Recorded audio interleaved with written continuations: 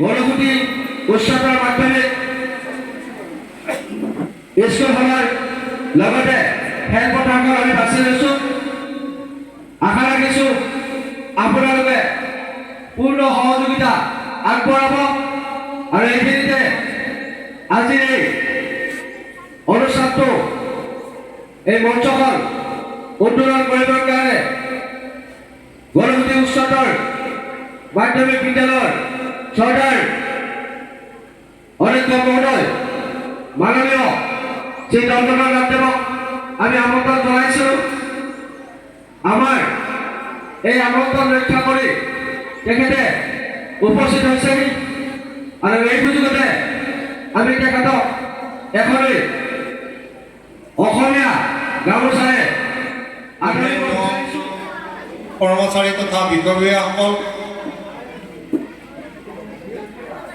গণপুতি উচ্চতৰ মাধ্যমিক বিদ্যালয়ৰ শিক্ষকবৃন্দ, মৰমৰ ছাত্ৰ ছাত্ৰীসকল, আজি এই সংগীত আৰু নৃত্যৰ প্ৰতিযোগিতাৰ বাবে ইয়াত পদাৰ্পণ কৰা বিচাৰকৰ দায়িত্বত থকা বিচাৰকসকল আৰু সন্মানীয় ভদ্ৰমণ্ডলী, অসম চৰকাৰৰ এটা ভাল প্ৰচেষ্টা। আজি কেইদিনমান আগতে আমি খেল মহাৰণৰ জৰিয়তে ছাত্ৰ ছাত্ৰীসকলে নিজৰ খেল সম্পৰ্কে তেওঁলোকৰ এটা অভিজ্ঞতা লৈছিলে।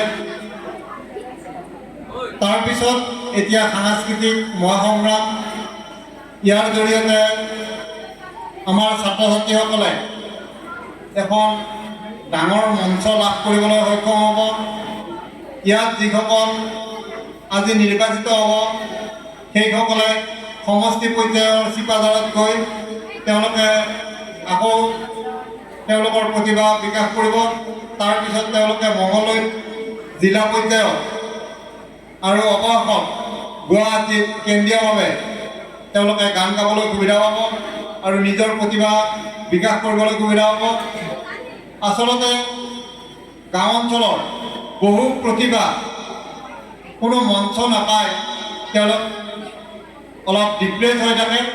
সেইকাৰণে চৰকাৰে যে চহৰৰ ল'ৰা ছোৱালীৰ লগতে গাঁৱৰ ল'ৰা ছোৱালীসকলেও যাতে একে সমানে ফেৰ মাৰিব পাৰে, তেওঁলোকে যাতে টিভিৰ পৰ্দাত যাতে তেওঁলোকৰো গান নৃত্য ইত্যাদি প্ৰদৰ্শিত হয়, ইয়াৰ সুবিধাৰ বাবে এই সাংস্কৃতিক মহাসংগ্ৰামৰ ব্যৱস্থা কৰিছে।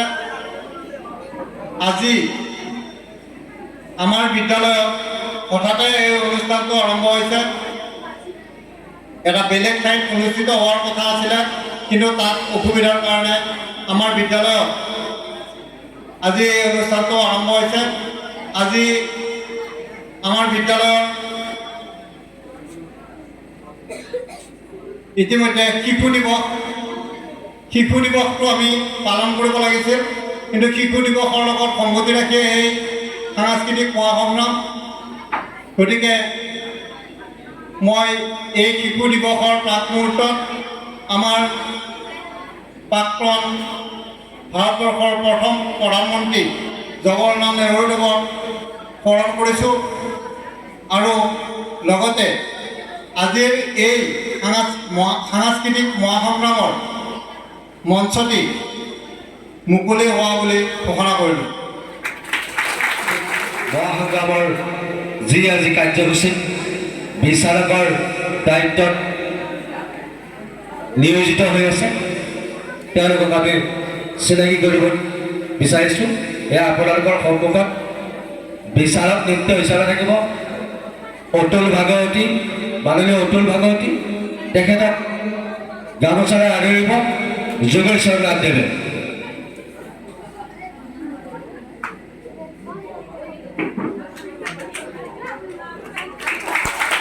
ইয়াৰ পিছত আমি চিনাকি কৰি দিব বিচাৰিছোঁ চৰ্দাৰ ৰাতুল ডেকা, তেখেতক সম্মাননা জনাব ওয়াৰ্ড মেম্বাৰ মাননীয় নকুল চন্দ্ৰনাথ।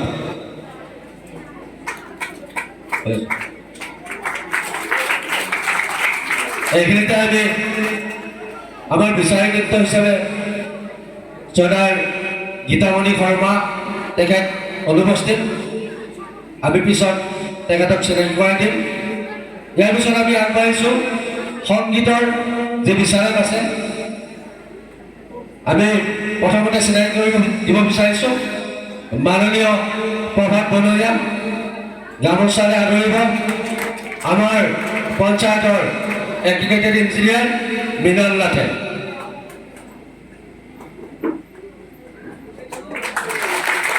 ইয়াৰ পিছত আমি আগবাঢ়িছোঁ মাননীয় মৌচুমী চৌধুৰী। তেখেতক এখনি গামোচাৰে আদৰিব আমাৰ গাঁও পঞ্চায়তৰ JPC সাজিদা হবে।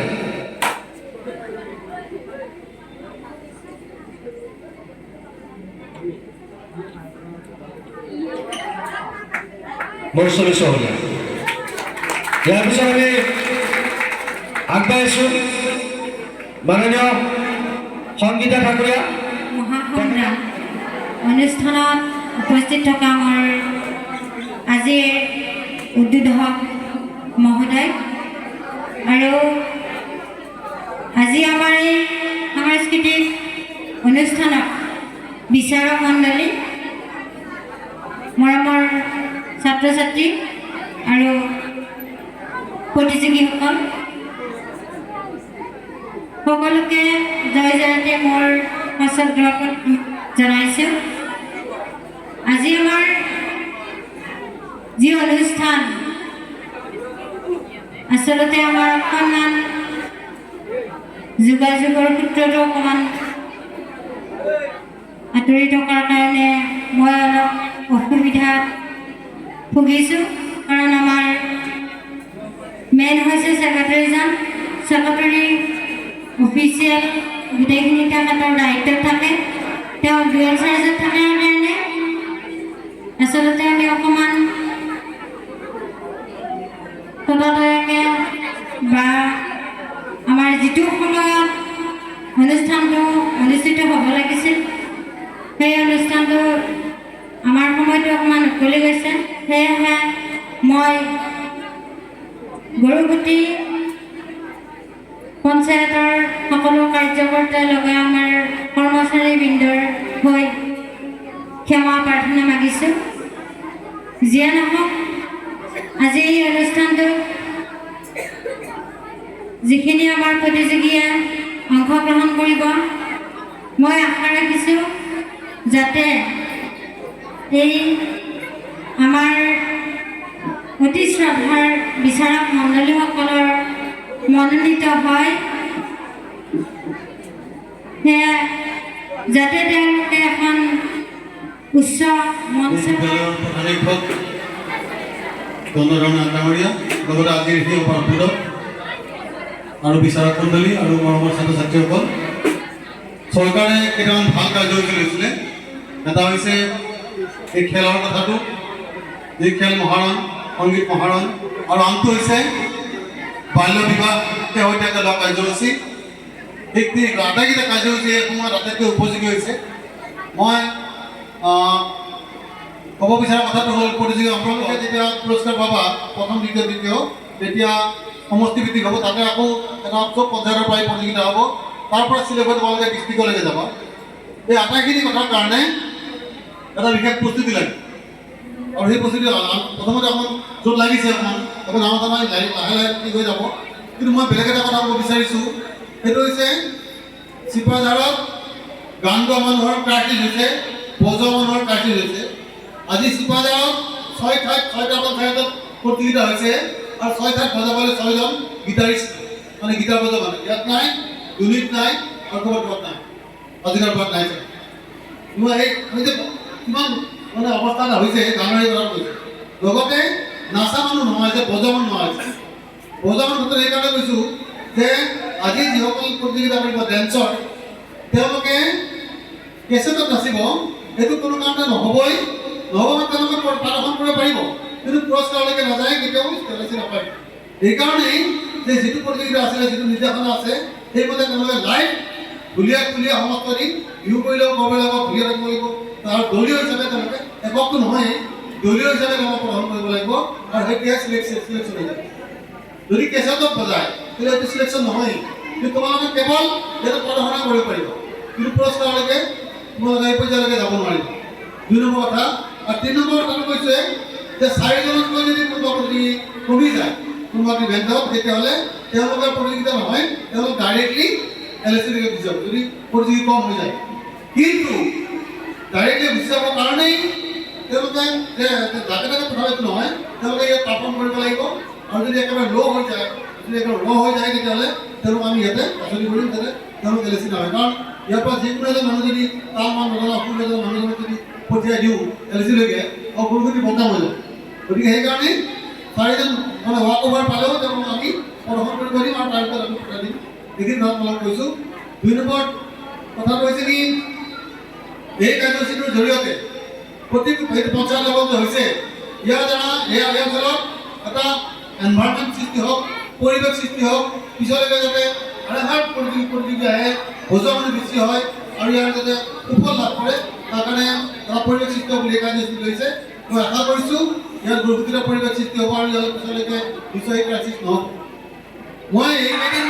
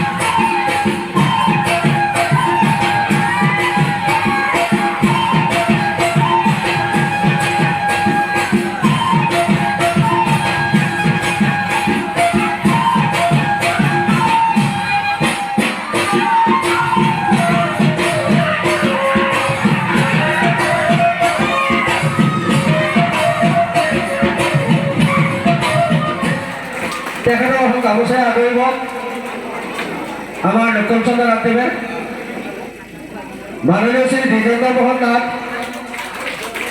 তেখেতক এখনি গামোচাৰে আদৰিব আমাৰ আব্দুল হান্নানে আৰু মাননীয় শ্ৰী জিতেন কুমাৰ নাথ তেখেতক এখন গামোচাৰে আদৰিব নতুন চন্দ্ৰ নাথদেৱে আমি আগবাঢ়িছোঁ আমাৰ এই সংগীত প্ৰতিযোগিতাৰ জ্যোতি সংগীত প্ৰতিযোগিতাৰ প্ৰথম প্ৰতিযোগী ঝৰ্ণা দেৱী তেখেতৰ আইডি নম্বৰ 2543 আৰু তেখেত 16 ইয়াৰ্ছ